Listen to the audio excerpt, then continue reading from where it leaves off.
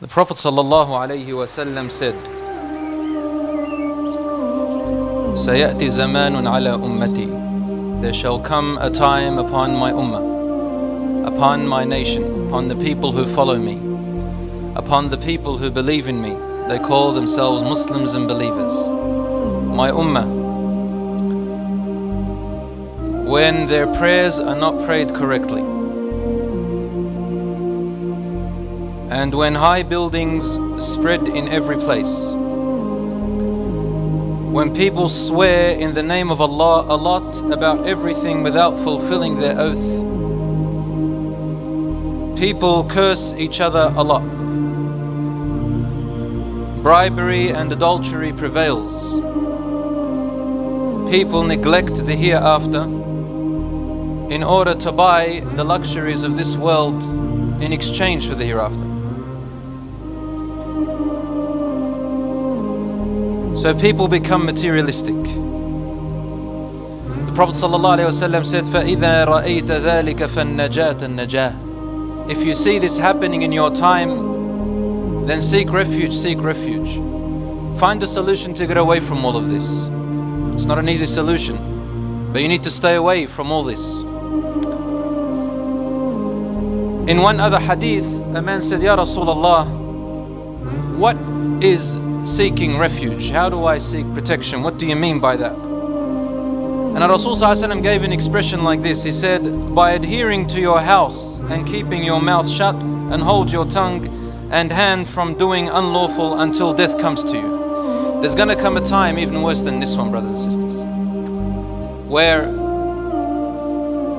a person becomes so confused about what is happening in the world, so deluded by everything that they see and hear, that they're not going to know what to do and where to go and who to stand with, except to stay away from things, even if they mean sitting at home, abstaining from all of this, because there's not much they can do anymore. They want to do good, but where do they go? They want to avoid the bad, but it's all the way, all around.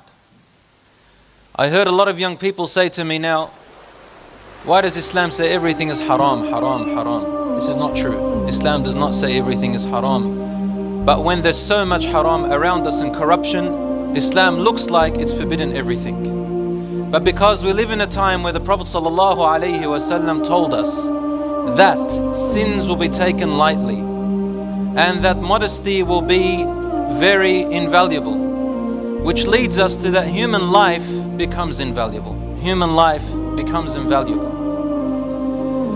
ﷺ is telling us prayers are not prayed correctly.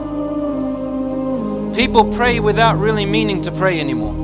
Their 5 daily salat are done in a hurry, in a rush, with neglect. No importance is taken to them. If money comes in the way, the prayer is lost. The prayer is delayed. If a boy wants to meet a girl to chat her up and it's time for salat, he'll ignore the salat.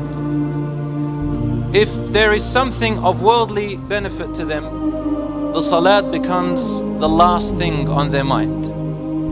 One brother said to me once, brother, I don't pray Jumu'ah because I work. I said, have you tried to seek time off? He said, no, because Islam says to me that I have to look after my family. The response to that is obvious. If it wasn't for Allah providing you with this family, you wouldn't have a family aslan in the beginning. When you turn away from Allah and become ungrateful to Him and rely on other than Allah subhanahu wa ta'ala, Allah describes this type of family like the family of the spider in the Quran.